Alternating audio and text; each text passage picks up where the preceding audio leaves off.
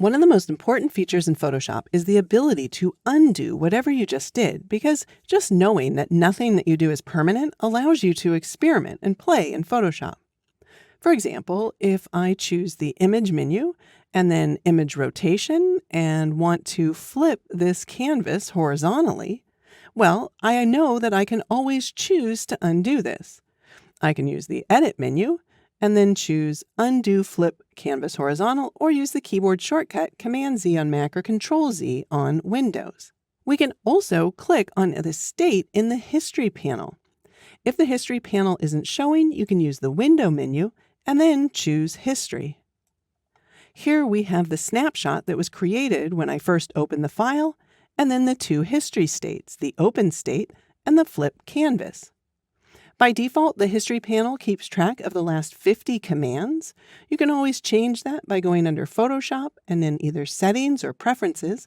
On Windows, it would be under the Edit menu, and then selecting Performance and changing the history state number. All right, for this image, let's start by adding some filters and by making some quick adjustments. Now, later in the course, we'll learn how to make these adjustments non-destructive, but for now, I just want to quickly create several history states. I'll start by adding a filter. Under Stylize, I'll choose Solarize. Choose Adjustments, and then let's invert this. I'll return to the filters, again choosing Stylize, and this time applying the oil paint filter with its settings at their default.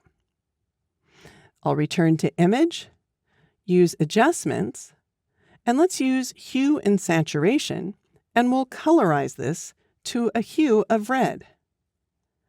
Then I'll use Image, and then Auto Tone. So now there are a number of different ways that we can undo what we just did. Like previously, we can go to the Edit menu and then undo Auto Tone. Once I undo one step, then I can redo that, or we can continue going back in time using Command-Z on Mac or Control-Z on Windows. So I can quickly go back in time, or we can add the Shift key in order to go forward in time. Or we can just click directly on the state that we want to go to using the History panel. I want to point out, though, that as we go back in time, the History panel is linear, so any future states would actually drop off if you make a change to the document right now.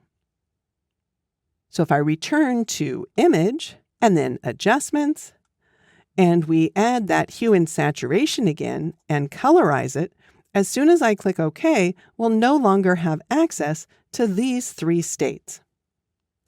Now, if we think at any time we've gone in the wrong direction while we've been editing and we want to revert the file, we could always use the File menu and close the file without saving changes. Or we could choose File and then Revert. Or we can simply click on the snapshot at the top of the History panel. One thing to note, when you do close the file, the history is discarded. So the next time you open the file, the history is going to start fresh. All right, let's go ahead and close this, and I'm not going to save changes. Now, in future videos, we'll discover additional ways to work non-destructively with filters and adjustments.